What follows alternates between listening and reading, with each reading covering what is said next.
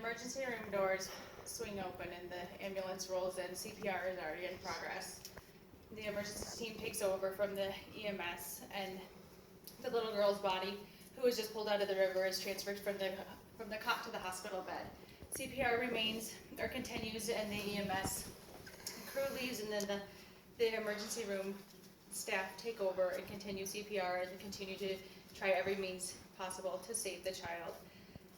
They warm the child slowly and methodically, and after every resource is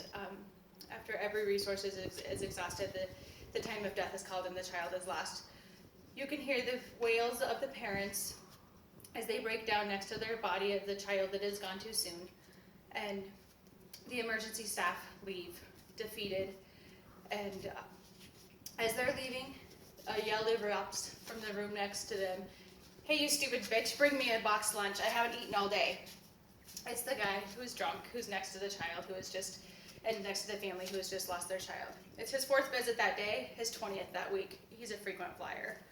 A frequent flyer is a person that comes to the emergency room more than 4 times in a 12-month period. This particular man had been there 4 times that day. That is, frequent flyers is a problem that we're seeing all over, and is gaining more and more each day. More and more people come to the emergency room for non-emergent problems. There's many reasons why people come to the emergency room. People come for a stubbed toe, people come for an amputated leg, people come for a stuffy nose, people come because they can't breathe. There's many reasons, and a lot of it is due to lack of education on the public's part of what is considered an emergency and what is considered a non-emergency. Some more reasons that we have for coming to the ED is, or for some more things that we need to change, is we need to educate the public on better hours for the primary care providers. We need to educate the public on what is an emergent and what is not an emergent. We need to have better TDOC systems. We need to have better recovery systems and rehabs and treatment facilities throughout our country. According to the CDC, 130.4 million people visit the emergency room each year. New England Healthcare Institute states that $700 billion is wasted due to medical wasted spending in the medical field, and 38 billion of that is emergency department use wasted spending alone. Wasted spending is money that is spent that could be deleted, I guess, if you want to say, from the patient care, but it won't reduce the quality of patient care. So at Poudre Valley Hospital here in northern Colorado, this last year, according to Chris Lowe, the business director of the emergency room, there was 242 patients that had 12 or more visits and were labeled a frequent flyer, and that resulted in $2.84 million of loss for that hospital. That hospital is it's a 273 bed hospital it's a 273 bed level 3 trauma center that has, I just lost my train of thought. Excuse me, Poudre Valley it's a level 3 trauma center, and it is a 272 bed hospital. It is one out of 4 hospitals and 6 emergency rooms in a 30-mile radius. So with that much loss, just imagine what is happening nationwide. According to the National Institute of Health, National Institute of Public Health Access Journal, 30% of emergency room visits are non-urgent, and $4.4 billion could be saved if care could be routed to the right direction. So that's something, again, that goes back to we need to educate, and we need to show people and educate people of where they need to go and what's the appropriate place. Who visits the ER most frequently? We have our addicts, we have the alcoholics, you have the chronic illness, the patients with chronic illnesses who are untreated or unmanaged or ill-managed. We have the people that actually have insurance, or they have a primary care provider, but they can't get into them, or the primary care provider has bad hours, and so they can't get an appointment. According to the Healthcare Cost Utilization Project, addiction and psych patients were 12 million people that visited the ED this last year, where it was ETOH, alcohol, and psych. That's the other thing is psych. There's a really big psych problem, and I don't know if problem's the right word, but there's a big psych population that is left untreated, and it's because we as Americans don't know really psychotic behavior, psychiatric behaviors they're not really well known, and they're not very well treated. And part of that is it's very expensive to treat them, and a lot of the psychiatric patients don't take their medications, that are non-compliant, or they just can't afford their medications. So what are some things that we can do? We can educate. We need to educate. What is an appropriate place to go? What is urgent care? What is your doctor?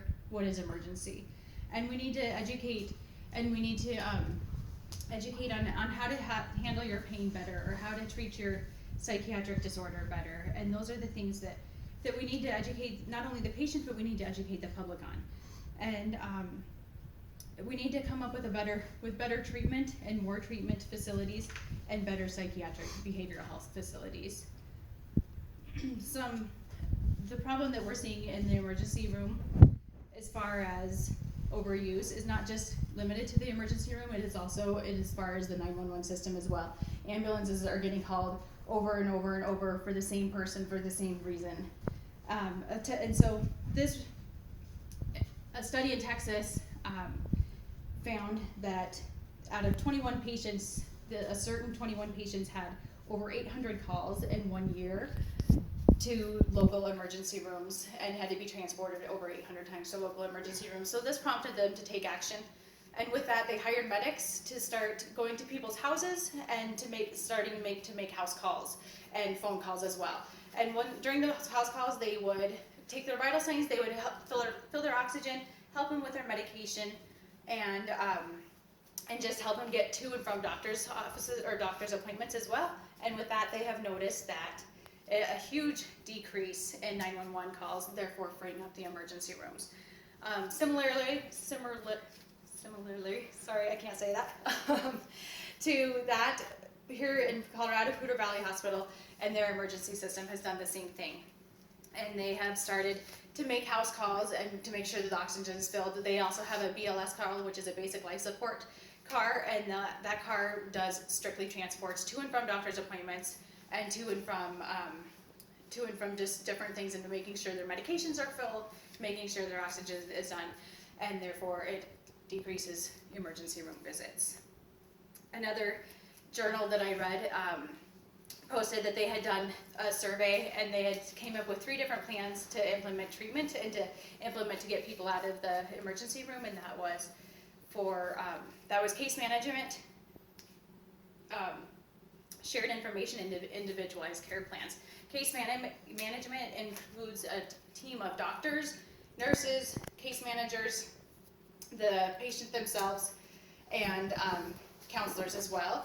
And they come up with care plans, and they help the patient to get doctors and get to and from their appointments, and set up appointments and keep their appointments. And then the individualized care plans are similar to the same thing, where each plan is individual for that patient, but they all have their own care team.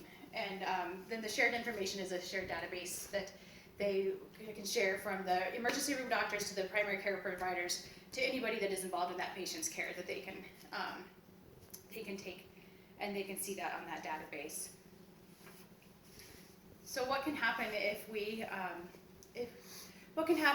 can educate the public? Well, we can use part of that wasteful spending, and we could build new treatment centers, or new behavioral health centers, or new detoxes. And so that would help. If we can treat the problem, then it's treating the base problem rather than putting a Band-Aid on it in the emergency room and treating the symptoms that are now. If we can treat that base problem, that'll keep people out of the emergency room. The other thing we can do, again, is educate. I can't say that enough. We just need to educate the public on what is a true emergency, what is urgent care appropriate, and what is appropriate to go to your primary care provider. With the reduced visits to the ER, that's also going to cut down waste, or cut down time, and it's going to cut down ER waits. So imagine if this doesn't happen, then it's going to continue to get worse. This problem is going to continue to get worse. Our ER wait times are going to continue to rise, and as well as the costs and the wasteful spending. Imagine if that was you who needed that emergent care or emergency room visit, but all the beds were full because of all the patients needing to go to detox, or all the patients needing a psych bed that were waiting to be transferred. In the meantime, there's no beds available and you need that emergency room. Or imagine it was your grandma who needs that emergency room visit, and the psych patient's yelling obscenities at your poor little grandma who's in COPD exacerbation, can't breathe, or some other emergency that is actually a true emergency. So we really do just need to educate the public. So that's all we can do really, is educate and find what is appropriate and direct people to the appropriate care and the appropriate provider. How long was it?